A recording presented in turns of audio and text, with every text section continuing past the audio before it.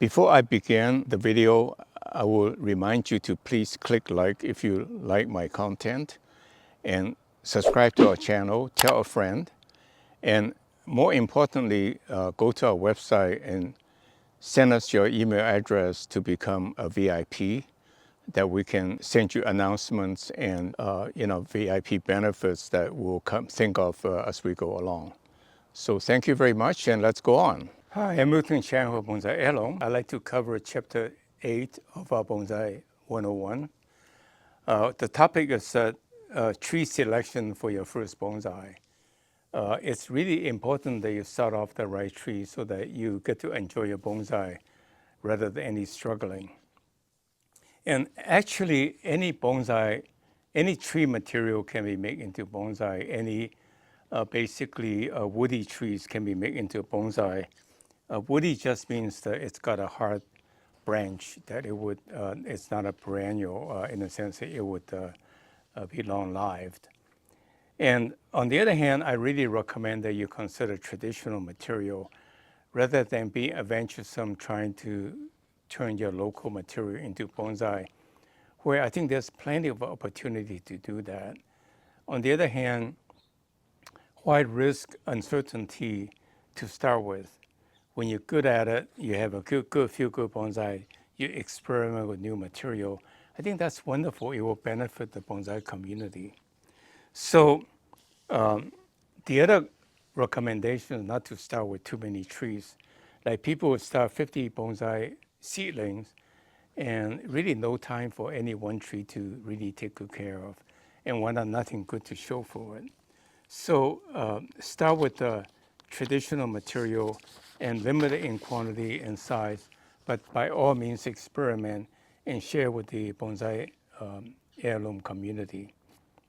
What you want to choose is that trees that have characteristics that are to your liking, such as fall color.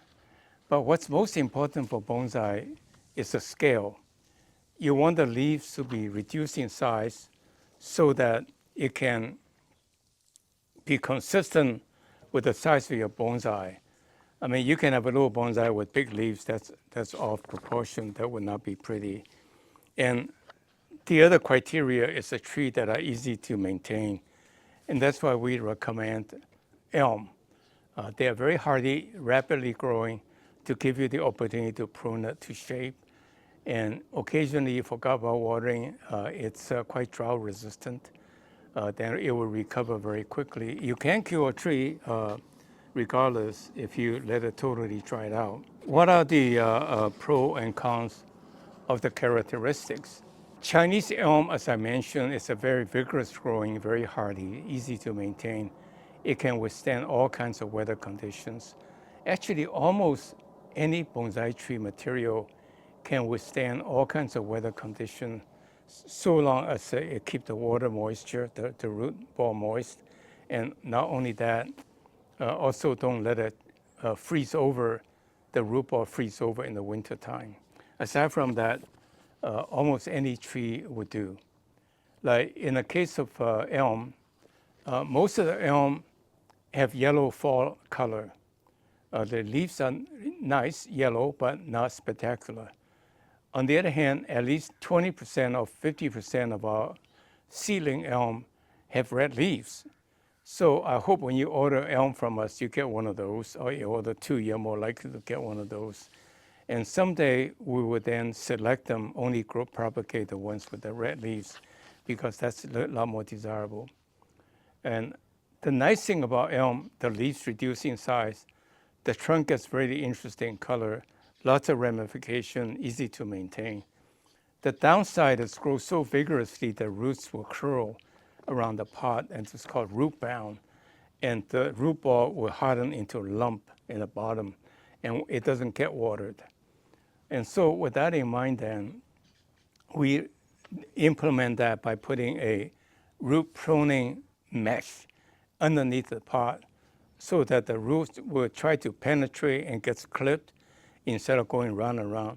It still will, some will break through, but it's much less likely so. So you can then repot it every 5 to 10 years without having to repot frequently. The other tree I really recommend is Zelkova. Zelkova, at a first blush, these are big, trunk landscaping trees that are really wonderful to replace the beautiful American elm that were killed off by the Dutch elm disease. And when you look at it, some of the leaves can be that big. Doesn't seem like it's appropriate for bonsai. Well, the Chinese Zelkova has smaller leaves, and that's very popular in China for making bonsai. On the other hand, all Zelkovas, even the Japanese Zelkova, will reduce in leaf in size. And some Zelkova has bright red leaves, and we'll select those for propagation as well. Well, I hope you enjoyed the video so far. We got a lot more going on. This is about halfway. Please click like if you like my content, and subscribe to our channel, tell a friend, and more importantly, go to our website and sign up to become our VIP for goodies. Trident Maple is also very nice, and the leaves tend to reduce in size, and the trunk gets thickened quickly, so that's another great material to use. And then, of course, you have Juniper. And Juniper are readily available in nurseries in, let's say, 5, 10, 15-gallon trees.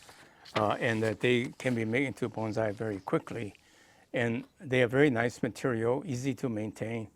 Although I think pine and juniper are a little bit more challenging than the deciduous trees for beginners, because you can clip without knowing much about how to maintain the trees.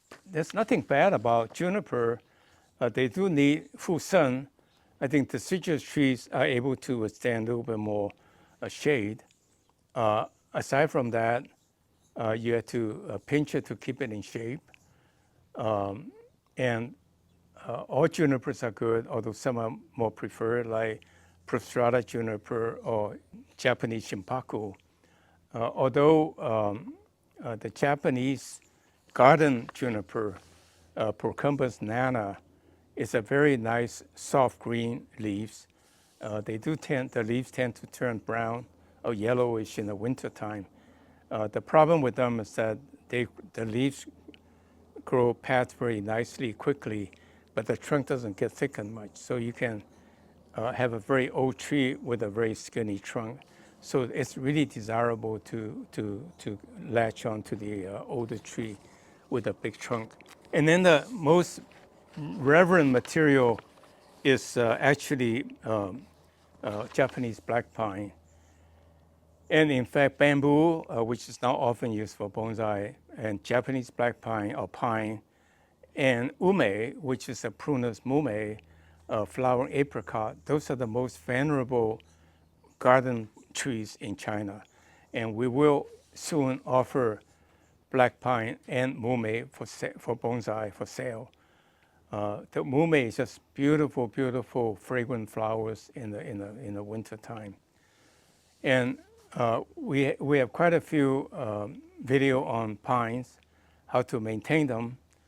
So please watch them and pick your first bonsai material very carefully.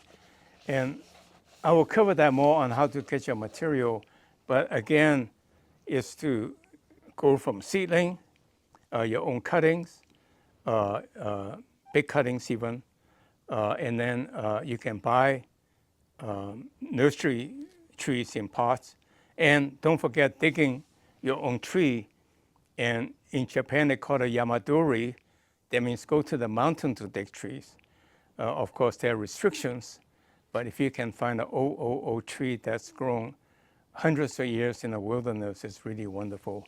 But be careful about preservation of nature. With that in mind, then, I pretty covered chapter 8 on how to select the right bonsai material for your tree material for your bonsai. With that in mind, I thank you very much. Go to our website, tell a friend, to subscribe to our channel, and to get our VIP newsletter to get goodies. And see you next week.